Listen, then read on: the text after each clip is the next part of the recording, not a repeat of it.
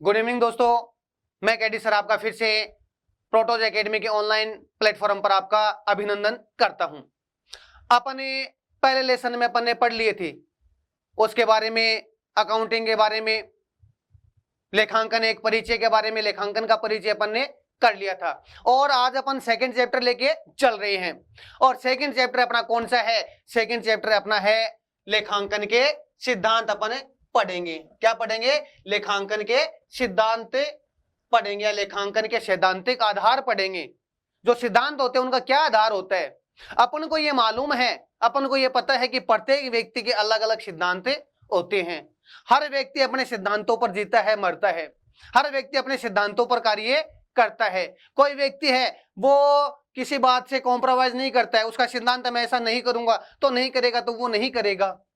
कोई व्यक्ति कूल होता है, उसके सिद्धांत कूल होते हैं, वो सभी में एडजस्ट हो पाता है या हो जाता है। कई व्यक्ति ऐसे होते हैं जो सभी व्यक्तियों में एडजस्ट नहीं होते, कोई अंतर्मुखी होता है, कोई बाहिर्मुखी होता है, यानी सबके अलग अलग सिद्धांत होते हैं।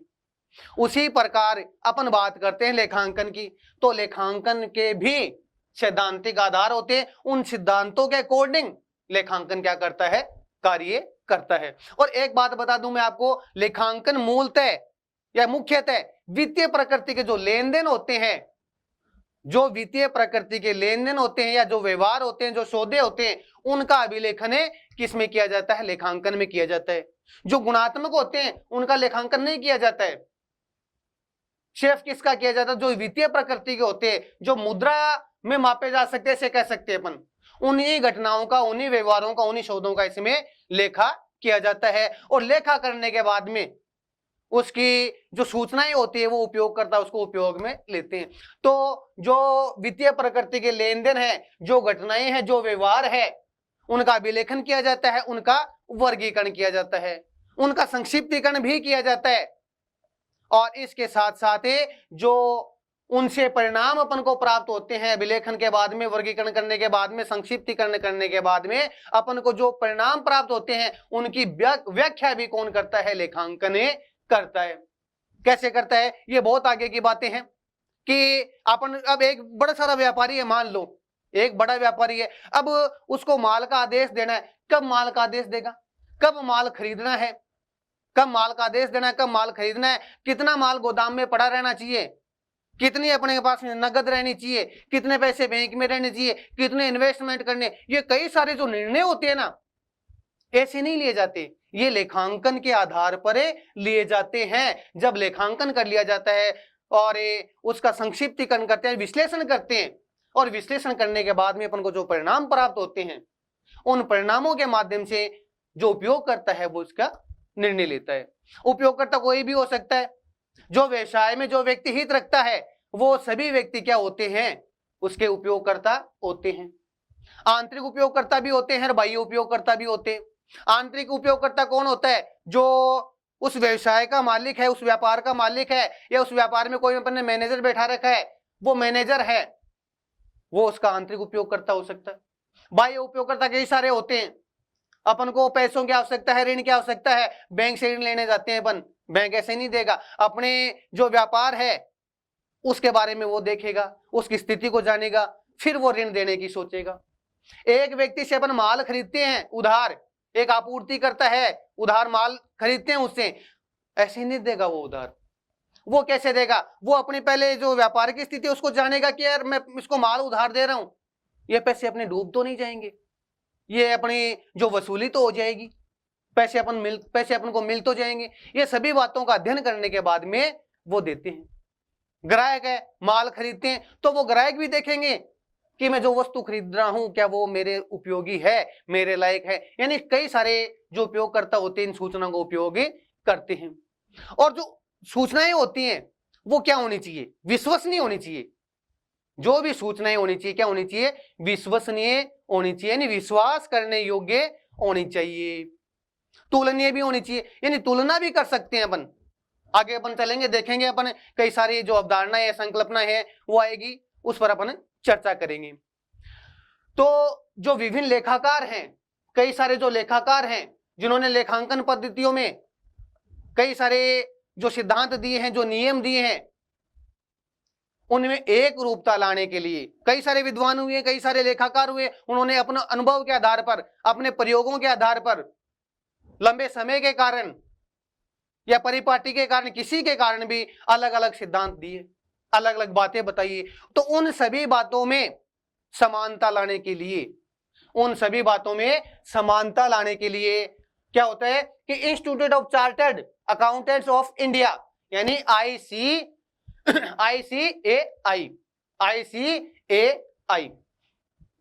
तो ICAI क्या करती है? लेखा मानक जारी करती है।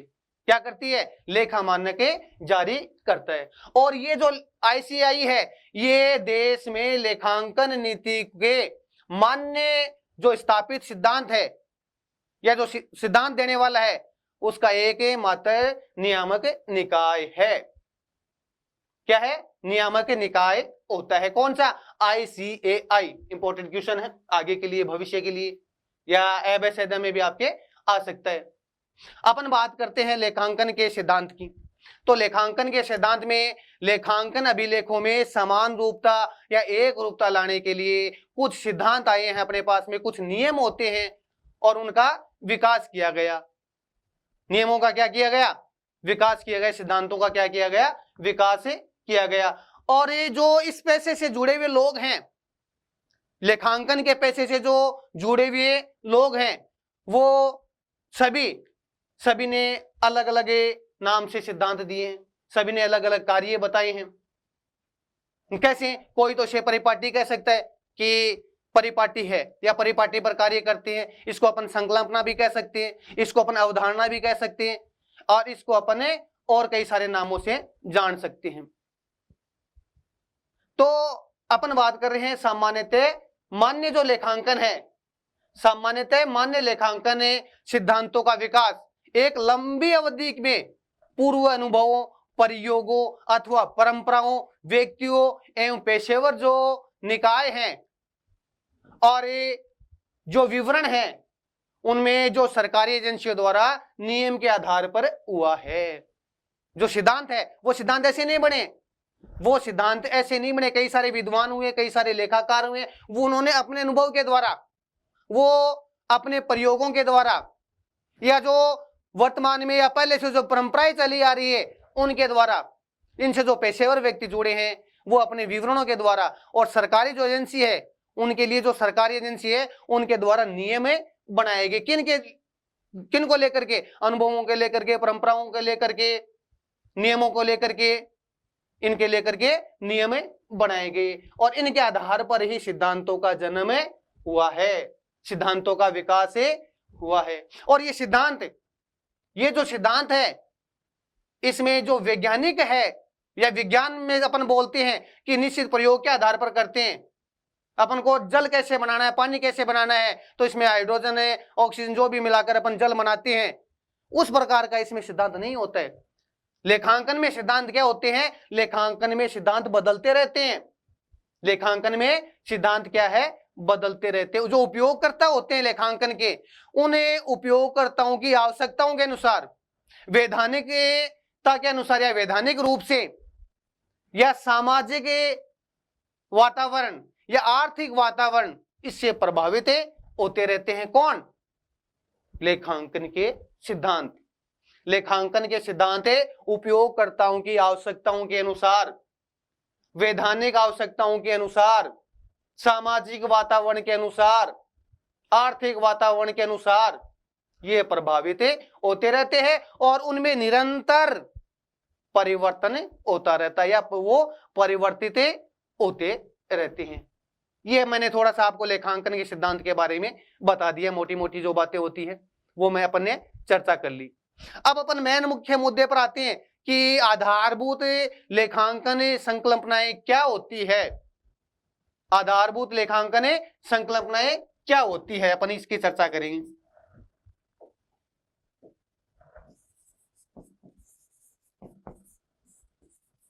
आधारभूत लेखांकन संकल्पनाएं।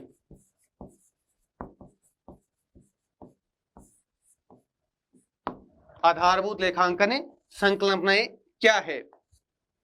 तो आधारभूत लेखांकन कई सारी संकल्पनाएं हैं, उनके आधार पर जो लेखांकन है वो किया जाता है। इसमें पहली संकल्पना की बात करते हैं अपने। पहली संकल्पना इसमें क्या होती है? पहली संकल्पना होती है अपने पास में लेखांकन में पहली संकल्पना होती है व्यापारिक इकाई। क्या होती है? व्यापारिक इकाई। व्यापारिक इकाई होती है। पहली संकल्पना क्या है? व्यापारिक इकाई।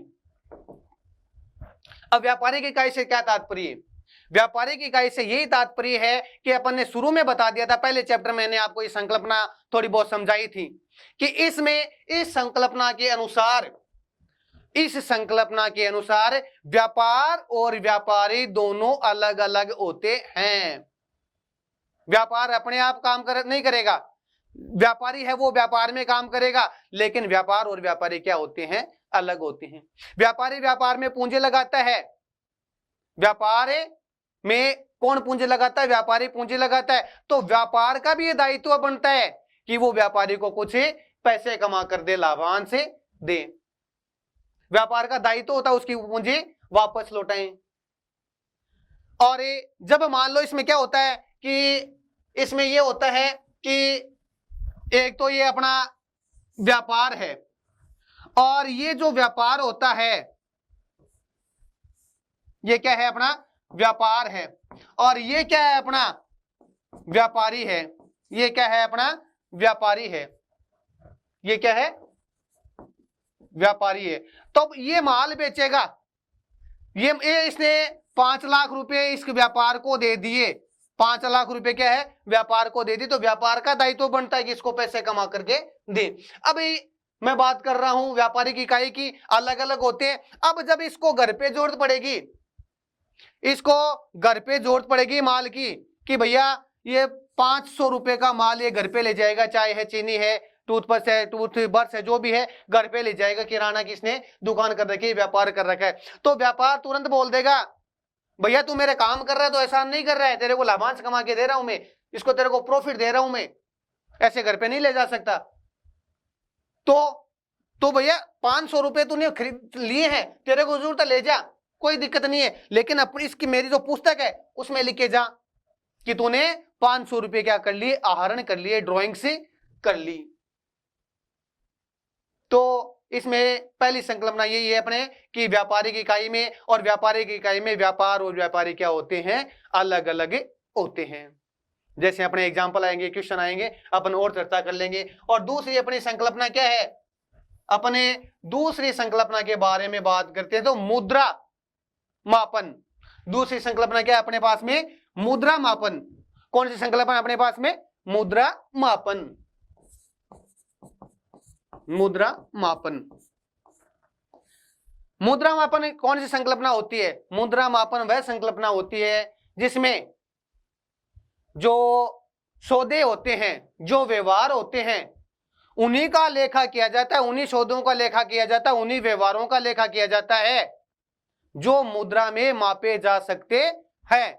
जिन सौदों को मुद्रा में नहीं मापा जा सकता उन सौदों का लेखांकन व्यापार में कदापि नहीं किया जा सकता, और जिन सौदों को अपन मुद्रा में माप सकते हैं उसका ही लेखा जोखा अपन इसमें व्यापार में या अपनी पुस्तकों में करते हैं। एग्जाम्पल दूं मैं आपको, उदाहरण दूं आपको मैं कि 500 रुपए का माल बेचा, 200 रुपए का माल बेचा, 50 रुपए गाड़ी भाड़ा चुकाया, 2000 रुपए का वेतन दिया।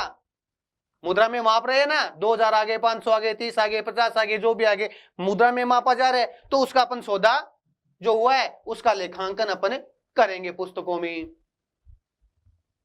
अपने मुनीम रहता है और मुनीम को अपन 5000 रुपए सैलरी दे रहे हैं महीने की। मुनीम को अपन 5000 का जो मजदूरी है, सैलरी जो भी है अपन वो उसको दे रहे हैं, 5000 मुद्रा में माप रहे हैं, तो उस 5000 का अपन लेखा करेंगे।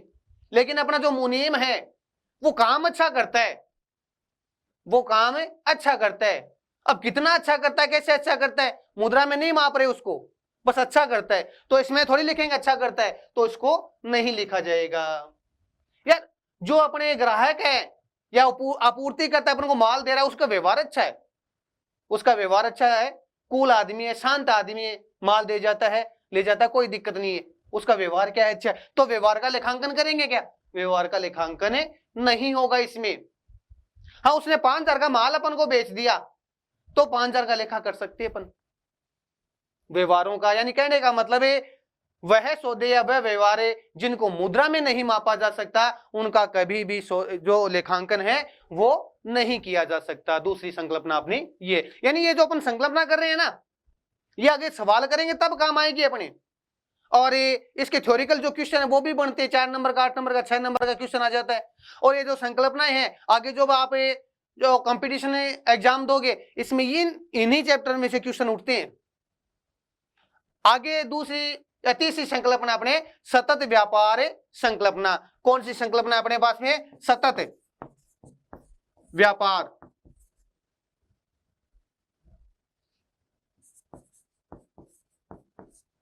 सतत व्यापार संकल्पना। सतत व्यापार संकल्पना क्या होती है? सतत व्यापार संकल्पना होती है अपने पास में कि अपन ने जो व्यापार किया है वो व्यापार 5 दिन, 10 दिन, महीने, 2 महीने, 12 महीने, 5 साल तक नहीं किया है। वो व्यापार अपना लंबे समय तक चलता रहेगा। इसी उम्मीद के साथ, इसी विश्वास के साथ प्रत्येक जो व्यापारी होता है वो व्यापार करता है। वो ये नहीं चाहता कि मेरा व्यापार 2 साल तक रहे, मेरा व्यापार 1 साल तक रहे, नहीं, वो ये चाहता है कि मेरा व्यापार सदियों तक चलता रहे। तो उसकी ये संकल्पना होती है कि जो व्यापार है वो लंबे समय तक चलेगा, आने वाले भविष्य काफी सालों तक चलेगा। तो इसकी एक संकल्पना ये। तो इसी संकल्पना को ध्यान में रखते हुए व्यापारी क्या करता है? सौदे करता है। व्यापारी बड़ी बड़ी मशीनें उसमें लगाता है, व्यापारी बहुत ज्यादा मात्रा में माल खरीदता है, बहुत ज्यादा मात्रा में खर्चा करता है व्यापारी, क्योंकि उस व्यापारी को आगे बढ़ना है, व्यापार को बंद करके नहीं बैठना है। तो व्यापारी क्या सोचेगा कि अपन को व्यापार लंबे समय तक चलाना है, काफी लंबे समय तक, सदियों तक चलाना है, और उसके आधार पर व्यापारी के द्वारा सौदे किए जाते हैं और उसी के आधार पर जो खर्चा किया है उसका लेखांकन किया जाता है। जैसे मैं आपको बता दूं कि एक व्यापारी ने 10 लाख की मशीन खरीदी, एक काम करने के लिए, वस्तु का उत्पादन करने के लिए, उसके वस्तु के रूप में परिवर्तन करने के लिए एक 10 लाख की संपत्ति खरीद लिया, मशीनरी खरीद ली। कितने की? 10 लाख की। अब 10 लाख की मशीन खरीद ली उसने, तो 10 लाख पहली साल अपनी पुस्तकों में खर्चा दिखा देगा, तो इसका मतलब वो तो एकदम घाटे में चला गया, वो तो कई सालों तक उभरेगा ही नहीं। वो क्या करेगा? इस मशीन को बांट देगा। जितना इस वर्ष मशीन काम आई है उतना ही खर्चा इस वर्ष दिखाएगा, अगले वर्ष जितनी मशीन काम आएगी उतना खर्चा अगले वर्ष दिखाएगा, इसके बाद में जितनी मशीन काम आएगी उतना खर्चा अगले वर्ष दिखाएगा। ये जो संकल्पना है ये सतत व्यापार की संकल्पना है और इसी के आधार पर लेखे किए जाते हैं। एक आती है अपने पास में अगली संकल्पना। अगली संकल्पना क्या है? लेखांकन अवधि। क्या है? लेखांकन अवधि। मैं जो बता रहा हूं समझ में आ रहा ना? नहीं समझ में आ रहा तो देखो आप मेरे को कमेंट बॉक्स में कमेंट कर सकते हो। आगे अपन बात करते हैं लेखांकन अवधि की। लेखांकन अवधि और लेखांकन अवधि संकल्पना क्या है? लेखांकन अवधि संकल्पना क्या होती है? लेखांकन अवधि, अवधि का मतलब समय, अवधि का मतलब है समय। उसमें निश्चित किया जाता है, एक अवधि के आधार पर लेखांकन किया जाता है कि एक वित्तीय वर्ष है 1 अप्रैल से 31 मार्च, तो वो क्या अवधि हो गई ना। अपन को, एक व्यापारी को पता है कि अपन को मार्च के एंड में अपने खाते बनाने हैं, P&L अकाउंट यानी प्रॉफिट एंड लॉस यानी लाभ हानि खाता बनाना है, और अपन को देखना है कि अपने को लाभ हुआ या हानि हुई। अपन को देखना अपनी संपत्ति कितनी, अपने दायित्व कितने, अपन को देखना अपने देनदार कितने, लेनदार कितने। ये सब एक व्यापारी को ये उम्मीद रहती है कि मैं भी वर्ष के अंत में जानूं मेरे प्रॉफिट में गया, लॉस में गया।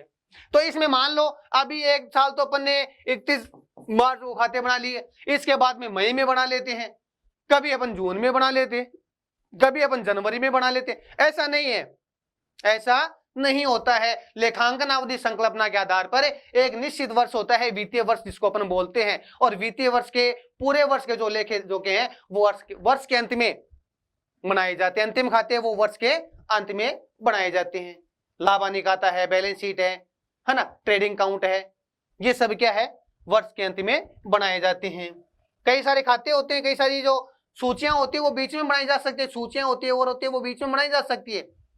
लेकिन अपन बात करते हैं लेखांकन अवधि संकल्पना, इसमें एक निश्चित अवधि के तहत या एक निश्चित अवधि में खाते खोले जाते हैं या खातों का शेष निकाला जाता है, या अपन यूं कहें कि वर्ष के अंत में एक निश्चित अवधि के बाद में लाभ हानि खाता बनाया जाता है, ट्रेडिंग काउंट यानी व्यापार खाता बनाया जाता है, और तुलन पत्र यानी बैलेंस शीट बनाई जाती है। तो इस संकल्पना को भी व्यापारी क्या करता है, ध्यान में रखता है। दूसरी आती है अपने पास में लागत संकल्पना। क्या आती है, लागत संकल्पना। लागत संकल्पना क्या है, लागत संकल्पना का मतलब ये होता है कि अपन कोई वस्तु खरीद रहे हैं, कोई संपत्ति खरीद रहे हैं, उसको अपन को लागत मूल्य पर दिखानी चाहिए, क्योंकि बाजार मूल्य अपन दिखा नहीं सकते। बाजार मूल्य पर अपन दिखाएंगे तो अपन वास्तविक जो स्थिति है वो नहीं जान पाएंगे, वास्तविक स्थिति को नहीं जान पाएंगे। क्योंकि पेट्रोल अभी देख लो, पेट्रोल 2 दिन पहले तो क्या भाव थे, या अपन 1 महीने पहले तो 100 रुपए लीटर थे, आज 120 रुपए लीटर हो रहे हैं। बाजार मूल्य में परिवर्तन हो रहा है कि नहीं हो रहा है। आज अपने पास में कोई संपत्ति है, आज अपने पास में कोई संपत्ति है, या हम मोटरसाइकिल खरीद के लेके आए, बाइक खरीद के लेके आए, 4 व्हीलर खरीद के लेके आए, जैसे ही अपन शोरूम से खरीदी उसको मान लो अपन ने 8 लाख रुपए में खरीदी, और अपन 8 लाख में खरीदेंगे, घर पे लेके आएंगे चला करके, फिर मान लो अपने दिमाग हो गया, अपने मन में हो गया नहीं इसको बेचेंगे यार, अपने पास नहीं रखेंगे। अपन इसको बेचने के लिए ग्राहक लेके आते हैं, क्या वो 8 लाख रुपए अपन को दे देगा? अपन जैसे शोरूम से निकालेंगे, घर पे लेके आएंगे, उसकी कीमत गिर जाएगी, गिरेगी नहीं गिरेगी, उसकी कीमत गिर जाएगी। तो कहने का मेरा मतलब है इसमें लागत को या जो लागत मूल्य है उसको ध्यान में रखा जाता है। किसको रखा जाता है? लागत मूल्य को इसमें ध्यान में रखा जाता है।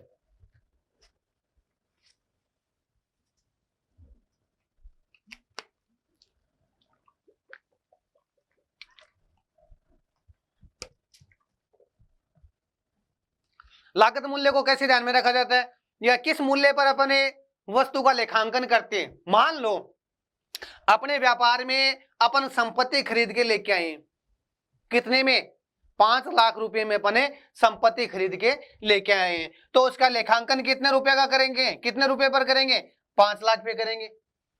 लेकिन मान लो 5 लाख रुपए में लेके आए, बल्कि लेके आने के बाद में अपन उसको एडजस्ट करवाएंगे घर में, या जो अपने व्यापार में स्थापित करेंगे, उसको कहीं पे लगवाएंगे, उसको मशीनरी को, मिस्त्री तो आएगा, उस मिस्त्री ने लगवाने के मान लो 50,000 रुपए ले लिए, 50,000 रुपए ले लिए, और जहां से अपन खरीद के लेके आए हैं और अपने व्यापार तक लेके आए 1,000 रुपए मान लो उसने ले लिए, किराए के ले लिए, 1,000 रुपए उसने किराए के ले लिए। तो अपन जब संपत्ति का जो लेखांकन करेंगे और उस लेखांकन में जो मूल्य लिखेंगे, वो मूल्य क्या लिखेंगे? वो मूल्य लिखेंगे 5,51,000 रुपए की अपनी संपत्ति पड़ी है ये।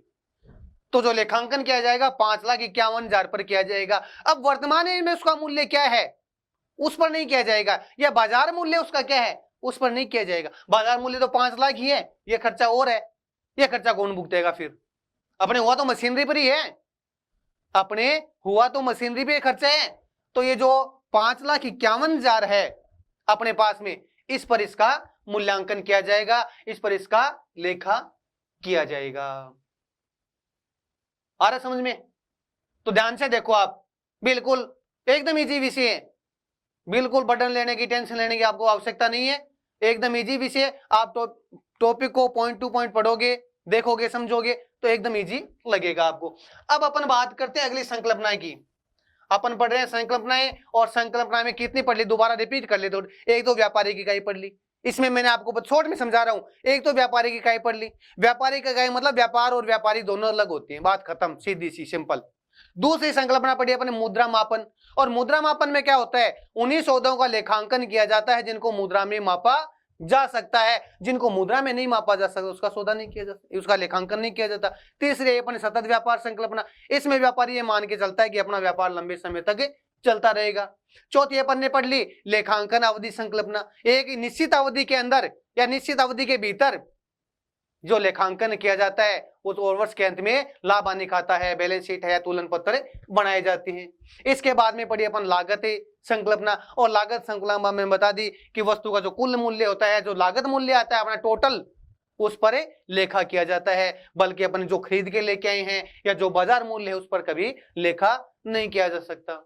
वस्तु के मूल्य भी कई प्रकार के होते हैं, एक तो होता है लागत मूल्य, एक होता है पुस्तक मूल्य, एक होता है बाजार मूल्य, कई सारे मूल्य हैं। अपने जैसे सवाल आएंगे, एग्जाम्पल आएंगे, उसमें बात कर लेते हैं।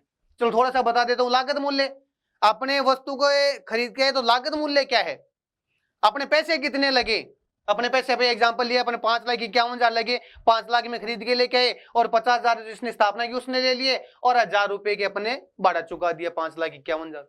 ये हो गया लागत मूल्य। एक बाजार मूल्य होता है, बाजार मूल्य वर्तमान में उस वस्तु का बाजार में क्या भाव है, क्या मूल्य है, वो हो गया बाजार मूल्य।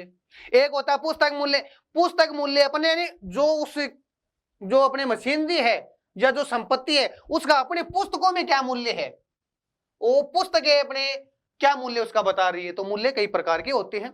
अब अपने पास में आती है द्विपक्षीय संकल्पना। कौन सी आती है, द्विपक्षीय संकल्पना। द्विपक्षीय संकल्पना क्या होती है, द्विपक्षीय संकल्पना होती है यानी जब अपने लेखा जोखा करते हैं, लेखांकन करते हैं, तो हमेशा दो पक्षों पर प्रभाव पड़ता है। किस पर पड़ता है, दो पक्षों पर प्रभाव पड़ता है। एक को डेबिट करेंगे तो दूसरे को अपन को क्रेडिट करना पड़ेगा, एक को क्रेडिट करते हैं तो दूसरे को अपन को डेबिट करना पड़ेगा। कहने का मतलब है, दूसरा अपन बात करें तो संपत्ति और दायित्व क्या होने चाहिए, बराबर होने चाहिए।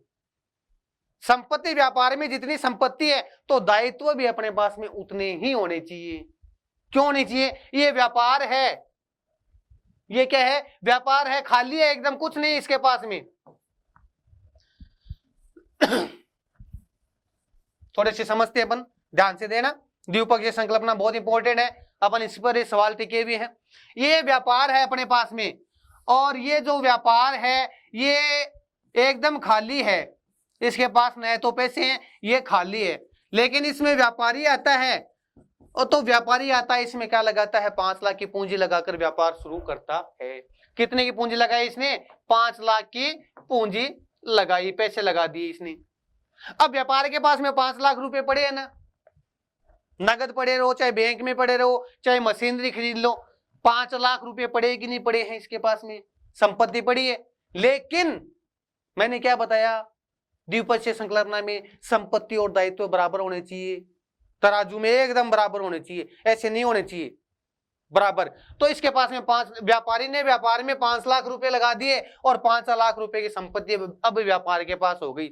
लेकिन व्यापार के पास दायित्व भी हो गया। दायित्व क्या हो गया कि ये 5 लाख व्यापारी ने दिए, तो व्यापार का दायित्व बनता है कि इसको वापस लौटाना है। इस व्यापार के मांग भी रहा है, कौन मांग रहा है, व्यापारी मांग रहा है। इसके पास संपत्ति पड़ी है लेकिन जो पैसे इसने दिए, व्यापारी ने दिए, वो व्यापारी मांग भी तो रहा है। क्योंकि शुरू में मैंने पहली संकल्पना बताई थी, व्यापार और व्यापारी अलग होते हैं। व्यापार में कोई बाप बेटा नहीं होता है, कोई पिता पुत्र नहीं होता है ना। तो अपन बात करते हैं व्यापार और व्यापारी की। व्यापारी ने व्यापार को 5 लाख रुपए दे दिए, व्यापार के पास संपत्ति आ गई, लेकिन साथ में इसके व्यापार का दायित्व भी बन गया कि व्यापारी को वो राशि वापस लौटाएं। एक और चीज मैं बता रहा हूं अपने पास में, एक अपने पास में संतुलन संपत्ति है अपने पास में, क्या है, संपत्ति है, असेट्स जिसको बोलते हैं, असेट्स है अपने पास में या संपत्ति। और इधर क्या है, दायित्व है, इधर क्या है, दायित्व है, सॉरी लायबिलिटीज लिख देते हैं, लायबिलिटीज है। ये एसेट्स है अपने पास में और ये लायबिलिटीज है अपने पास में। ये दोनों क्या होनी चाहिए, बराबर होनी चाहिए, यानी संपत्ति और दायित्व क्या होनी चाहिए, बराबर होनी चाहिए। अब व्यापार में संपत्ति मान लो कितने की पड़ी है, 5 लाख रुपए की पड़ी है, दायित्व भी कितने हैं, 5 लाख रुपए। मैंने अभी व्यापार और व्यापारी का एग्जांपल देके आपको बताया था, 5 लाख है। अब इसमें इसने क्या किया, व्यापारी ने, और ये 5 लाख है। अब व्यापार में क्या हो गया, ये दायित्व अपने पास में, ये संपत्ति है। इसने क्या किया, व्यापार ने 2000 का माल खरीद लिया, 2000 का माल खरीद लिया। तो 2000 का माल खरीदेंगे, उधार माल खरीद लिया, 2000 का उधार माल खरीद लिया, तो माल उधार कर लिया, 2000 की संपत्ति बढ़ गई ना अपने पास में। 5 लाख रुपए पड़ी इधर संपत्ति में, 5 लाख इधर दायित्व में। अब 2000 का माल उधार कर लिया, अब अपने पास में संपत्ति कितनी हो गई, 5 लाख की है तो 5 लाख है 2000 हो जाएगी अपने पास में, और 5 लाख है 2000 हो जाएगी। इधर दायित्व भी अपने कितने बढ़ गए, 2000 के बढ़े कि नहीं बढ़े, तो 5 लाख है 2000 के दायित्व हो जाएंगे। कहने का मतलब इसमें यही है कि संपत्ति और दायित्व क्या होने चाहिए, बराबर होने चाहिए।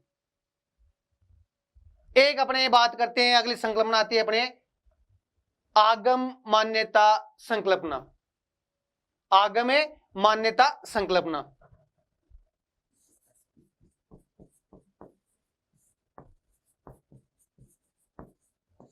आगम मान्यता। आगम मान्यता संकल्पना का क्या तात्पर्य है, क्या अर्थ है। आगम मान्यता संकल्पना का मतलब यही है कि अपने पास में जो आय हो रही है, जो आय हो रही है, अपन जहां पर जो आय हो रही है वहीं पर अपने दिखाएंगे, उसी वित्तीय वर्ष में दिखाएंगे। और ये अपन तभी दिखाएंगे जब अपन को वो प्राप्ति हो जाएगी। ये होती है आगम, यानी व्यापार में पैसे आ रहे हैं, कब आ रहे हैं, वो क्या होती है आगम। आगम है नहीं आना, अपन चाहे वो वस्तु माल बेच कर आए, या अपने कोई कमीशन मिले, या अपन कोई ब्याज मिले, अपने उसी वित्तीय वर्ष में दिखाएंगे। ये दोनों मिलती जुलती है, एक तो आगम मान्यता है, एक आगम व्यय। आगम व्यय ये दोनों मिलती जुलती है। आगम व्यय क्या होता है, कहने का मतलब आगम व्यय जो खर्चे जिस वर्ष हो गए, जो खर्चे जिस वर्ष हो गए उसी वर्ष से उसको दिखाया जाता है। खर्चे हो रहे हैं अपने पास में, मान लो खर्चे हो रहे हैं अपने पास में 2015 में, खर्चा अपने 2015 में हो गया, लेकिन इसका भुगतान अपन 2016 में कर रहे हैं। उधार कर दिया, खर्चा उधार कर लिया। मान लो 5000 रुपए का, 5000 रुपए की मजदूरी चुकानी है, अपनों वेजेज चुकानी है। क्या चुकानी है, वेजेज चुकानी है, मजदूरी चुकानी है 5000 की। कब, 2015 में चुकानी थी, लेकिन इसको अपने 2015 में नहीं चुकाई, उधार रख ली। कोई भी कारण हो सकता है, अगला लेने नहीं आया, अपने दिए नहीं, जो भी कई भी कारण हो सकते हैं। 2015 में वेजेज बनी कितनी, 5000 की, लेकिन 2015 में नहीं चुकाई अपन ने वेजेज, खर्चा हो गया। अपन चुका रहे हैं 2016 में, 2016 में चुका हो या 2020 में चुका हो, कोई फर्क नहीं पड़ने वाला है। खर्चा आपको कब हुआ है, 2015 में हुआ खर्चा, तो कब दिखाएंगे, 2015 में ही अपन उस खर्चे को दिखाएंगे। हाँ, नगद जब जाएगी तब नगद में दिखा देंगे अपन, लेकिन जो खर्चा है जिस वर्ष हो रहा है उसी वर्ष खर्चा दिखाएंगे। जिस वर्ष अपन को आय हो रही है उसी वर्ष उस आय को दिखाएंगे अपन।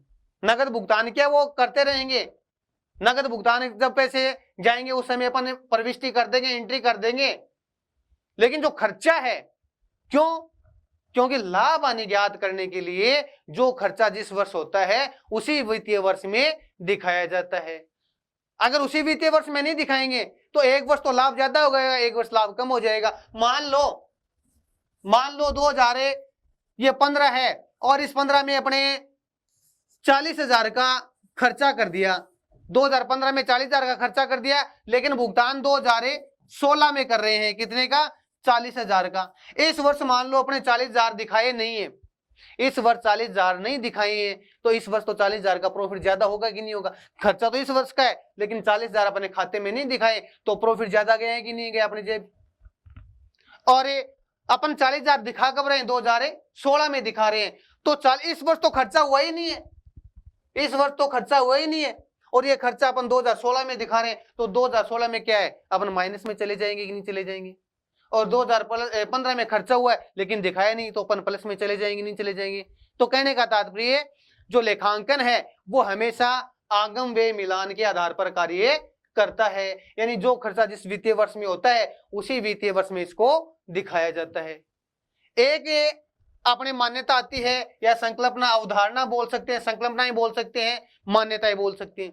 ये होती है अपने व्यवहार के ऊपर है, अपने चर्चा कर ली, व्यवहार है, परंपराएं हैं, जो परिपाटी चली आ रही है उसके हिसाब से ये अपने पास अपने आप विकसित हो रही है, और उसको नियमन करने के लिए अपने एक संस्था है अपने पास में जिसका मैंने आपको जिक्र कर दिया, ICAI, जो समय समय पर इसके लिए लेखा मानक जारी करता रहता है, और ये देश में स्थापित करने वाला, जो लेखा मानक स्थापित करने वाला नियामक निकाय है।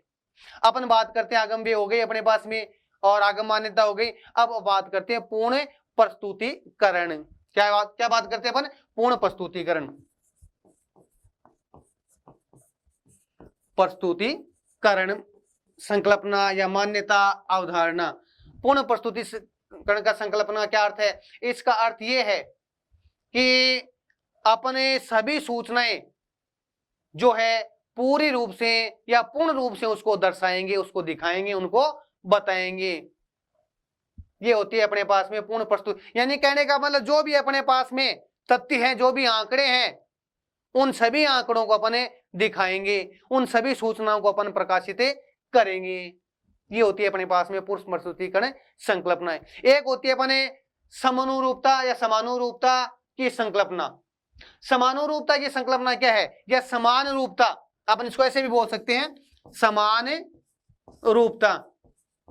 समान रूपता संकल्पना क्या है, समान रूपता संकल्पना ये है कि अपन जो भी नीति काम में ले रहे हैं, जो भी नियम काम में ले रहे हैं, या अपने जो भी विधि काम में ले रहे हैं, वो विधि उसी विधि पर कार्य करता रहना चाहिए अपन को।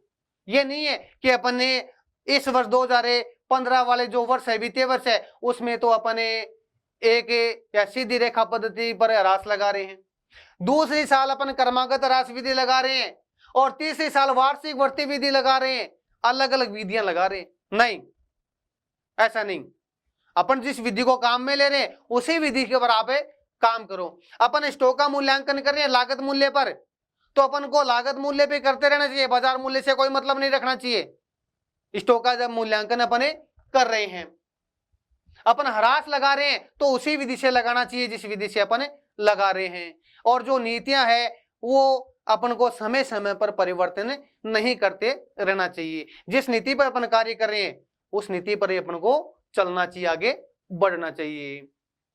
अगर अपने अलग अलग नीतियां अपनाएंगे, अलग अलग विधियां अपनाएंगे, अलग अलग कार्य विधियां अपनाएंगे, तो अपने समान रूपता नहीं रख सकते, अपन तुलना नहीं कर सकते। फिर अपन अपने खातों में तुलना नहीं कर सकते कि अपन ने 2015 में इतना लाभ कमाया और 2016 में लाभ इतना कमाया। अरे कहां इतना लाभ कमाया, कहां आपके ये जो खाते वो सही नहीं है। आपने पहले इस वर्ष में ये विधि अपनाई, दूसरे वर्ष में आप ये दूसरी विधि अपना रहे हो, तो आप में दोनों में समानता ही नहीं है। समानता ही नहीं तो आप तुलना कैसे करोगे। दोनों में समानता होती है तभी तो तुलना की जाती है।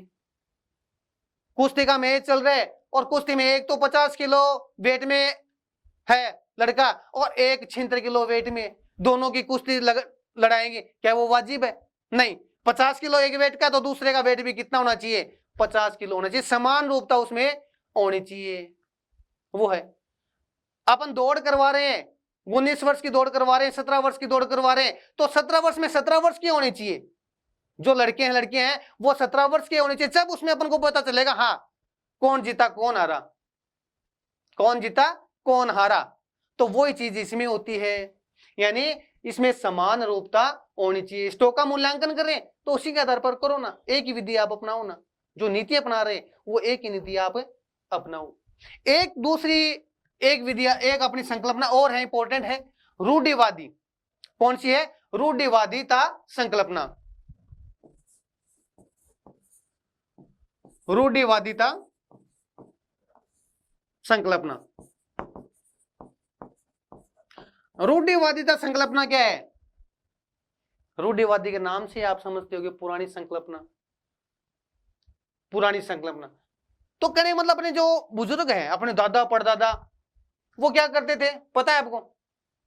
वो एक एक रुपये को देखकर चलते थे, वो एक एक रुपये को देख करके चलते थे। वो पहले ही भाप जाते थे कि भविष्य में क्या खर्चा होने वाला है, उसका इंतजाम पहले ही वो करने लग जाते थे, उसका इंतजाम वो पहले ही करने लग जाते थे। लेकिन उनको पता कि आय होगी, इनकम हो रही है, अपने वहां से पैसे आ सकते हैं, तो वो सोचते यार क्या पता ऊपर वाले ने क्या सोच रखा, आएंगे नहीं आएंगे, आएंगे तब देखेंगे, अभी प्राप्त नहीं हुए ना, आएंगे तब देखेंगे, अभी कुछ मत कहो, क्या पता क्या हो जाए, है ना। लेकिन उनको पता लग जाता है यार खर्चा होने वाला है, उसके लिए वो पहले से प्रावधान करने लग जाते हैं, प्रोविजन बनाने लग जाते हैं। हाँ यार वो खर्चा होगा, वो तो पक्का होगा, इतनी तो अपने जो अपनी किस्मत है वो ही अच्छी नहीं है, खर्चा है होगा तो होगा, अपने को सामने दिख रहा है। तो ये जो संकल्पनाएं होती है वो रूढ़िवादिता संकल्पना होती है। अपन चर्चा करते हैं इस पर, तो अपने लेखांकन अपने जो पुस्तकों में दे रखा है उस पर बात करते हैं। रूढ़िवादिता संकल्पना क्या होती है? रूढ़िवादिता संकल्पना वह संकल्पना होती है जिसमें आय, भविष्य में होने वाली आय का ध्यान में नहीं रखा जाता है, भविष्य में होने वाली जो आय है उसको इग्नोर कर दिया जाता है। क्या पता आय हो या न हो, आय हो या न हो, लेकिन जो भविष्य में होने वाले खर्चे हैं, जो भविष्य में होने वाले खर्चे हैं उनका पूर्वानुमान लगा करके पहले से ही प्रावधान बनाने शुरू कर दिए जाते हैं। ऐसी संकल्पना क्या कौन सी संकल्पना होती है? रूढ़िवादिता संकल्पना होती है। होती है कि नहीं होती है? वो क्या होती है? रूढ़िवादिता संकल्पना होती है। अपने को पता है, अपने को पता कि भविष्य में नुकसान होने वाला है, अपने को पता है कि अपन ने व्यापार किया तो उधार माल बेचना पड़ेगा, और अपन को पता उधार माल बेचेंगे अपन तो अपन 5 व्यक्तियों को उधार माल बेचेंगे, उसमें एक तो खाने वाला अपन को मिल जाएगा, पैसे खा जाएगा। अपने 5 लाख का माल बेचा है तो अपने को पता है कि 5,000 रुपए तो डूबेंगे डूबेंगे, अनुमान लगा लेते हैं, डूबे नहीं है वास्तव में, लेकिन अपन ने क्या किया, अनुमान लगा लिया, और उस 5,000 के लिए पहले से क्या करते हैं, अपन प्रोविजन बनाना शुरू कर देते हैं। भविष्य में लाभ होगा, कोई इनकम होने वाली है, कोई नहीं ना, तो मत लिखो, आप मत इसका प्रावधान करो, प्रोविजन कुछ भी मत करो, खर्चा हो रहा है ना, हाँ खर्चा हो रहा तो प्रावधान करो इसका। ये जो संकल्पनाएं होती है वो कौन सी संकल्पना होती है?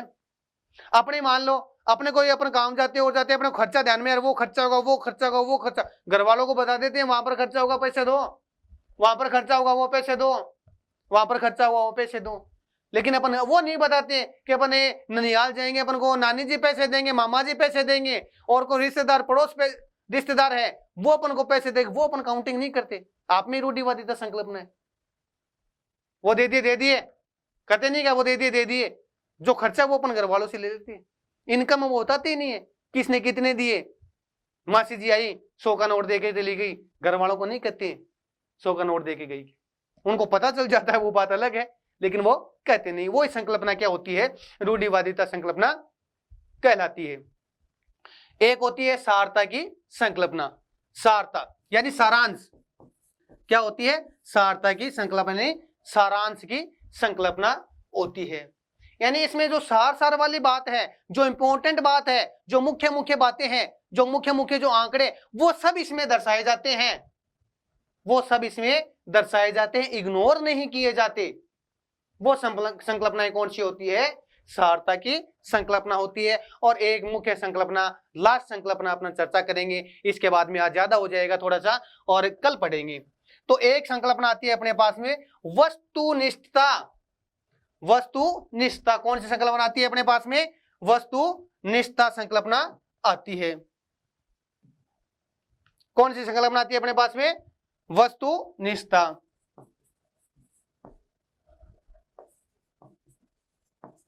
वस्तुनिष्ठता संकल्पना आती है अपने पास में। तो वस्तुनिष्ठता संकल्पना क्या होती है? वस्तुनिष्ठता संकल्पना वह संकल्पना होती है जिसमें सभी सौदों पर विश्वास किया जा सके, यानी पूर्वाग्रह से ग्रसित नहीं होना चाहिए, पूर्वाग्रह से ग्रसित नहीं होना चाहिए। अपन ने माल खरीद लिया, अपन ने माल खरीद लिया, उधार माल खरीदा है, बीजक प्राप्त करो। नगद माल खरीदा, कैश मेमो ले, नगद माल खरीदा कैश मेमो लो। अपन ने कोई पैसा मांग रहा है, अपन ने पैसा दे दिया, भैया रसीद दे देंगे क्या है ना, दे देंगे क्या होता है, रसीद दो मेरे को, रसीद दो मेरे को। कोई ट्रैफिक पुलिस खड़ी है और वहां पे से गाड़ियां गुजर रही है और उन्होंने नाकाबंदी कर रखी है, तो वो पूर्वाग्रह से ग्रसित नहीं होना चाहिए, गाड़ी है नहीं है तो सिंपल सी सीधी सीधी, इसमें कहां है गांजा भांग दारू, कहां है, इसमें नहीं हो सकती, निकल जाती है। और उसी में हो तो और अपन को ऐसी गाड़ी आती है यार, अपन को लगता है इसमें है लेकिन उसमें नहीं होता है। तो इस प्रकार से पूर्वाग्रह से ग्रसित व्यक्ति को नहीं होना चाहिए, लेखांकन में तो कदापि नहीं होना चाहिए। जो भी सौदे किए जाते हैं, व्यवहार किए जाते हैं, एकदम प्रूफ के साथ, साक्ष्य के साथ होने चाहिए। भैया पैसे चुका दे, रसीद दो और वो रसीद अपने लगाओ। अपन ने माल उधार खरीदा, बीजक प्राप्त करो या बीजक देओ, जो भी चीजें होती है वो अपने पास में प्रूफ के तौर में रखनी चाहिए। नहीं कहने का मतलब सौदे इस प्रकार, लेखांकन इस प्रकार होना चाहिए जिस पर अपन क्या कर सकते हैं, विश्वास कर सकते हैं।